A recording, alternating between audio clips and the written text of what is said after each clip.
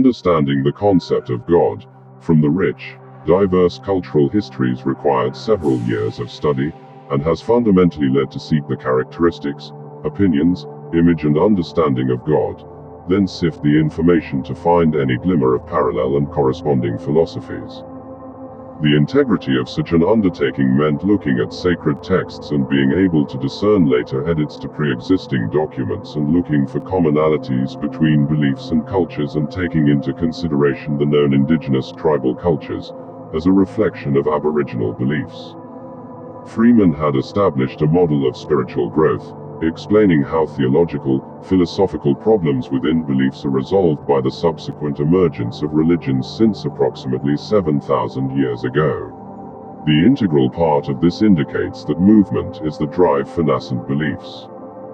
Other aspects that were explored included quantum physics and its unwitting similarity to ancient Proto-Indo-Europeans, PIE, and Proto-Iranian writings, as well as phylogenetics, psychology and mythology.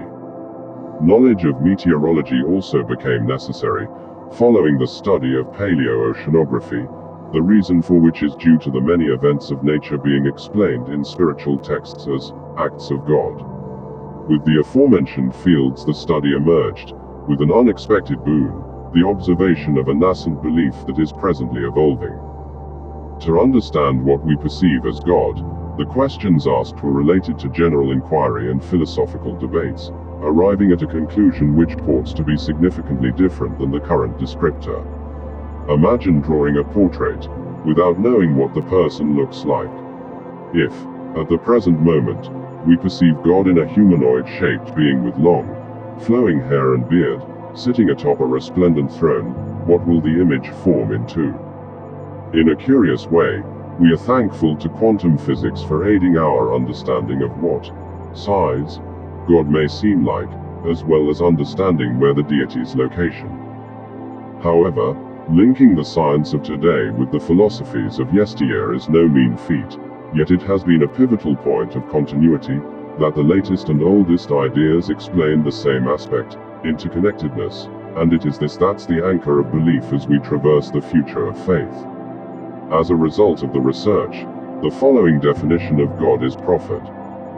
A single quantum entity, SQE, whose reality is experienced as us, a collective, cosmic consciousness, that is uncreate, from which reality is a transactional experience, existing for a moment of conformity to experiences.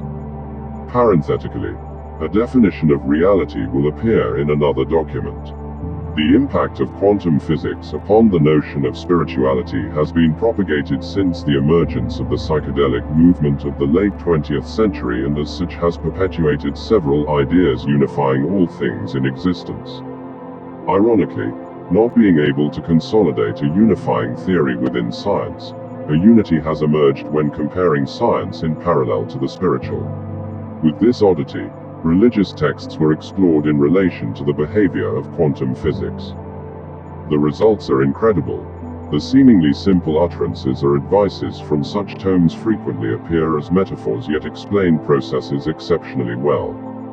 In Christianity, the body of Christ can be seen as the church and the universe, meaning we are all part of one whole.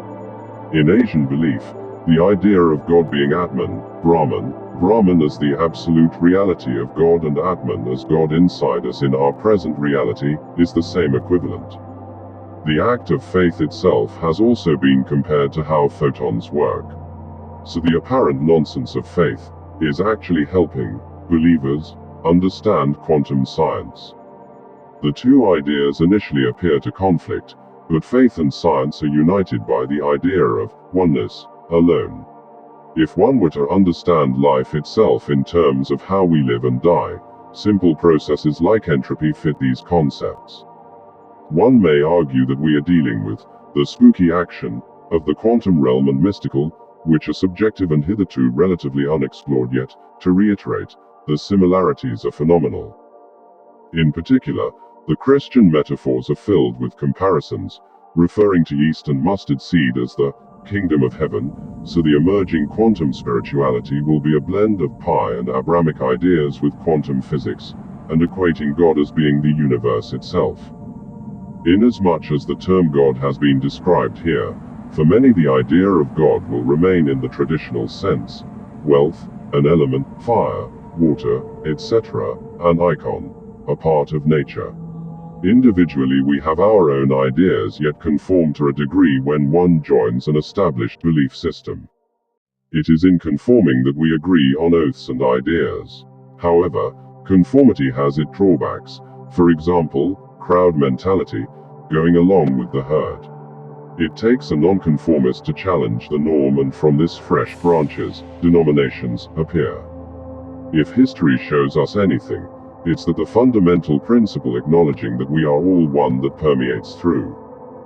One may worship trees, wealth, icons, a particular person, God, nature, etc., yet this new definition of God challenges us to unanthropomorphize the deity and remember that we are all in this together. In a unique way, this has reunited the faiths to their roots, for Zoroastrian and pre-Hindu concepts did diverge to form the religions we currently observe. The resultant cognitive dissonance that will embrace the public in conversation, as a result of such parallax, will be interesting to say the least. It will also show us, once again, how information and environment shape our beliefs.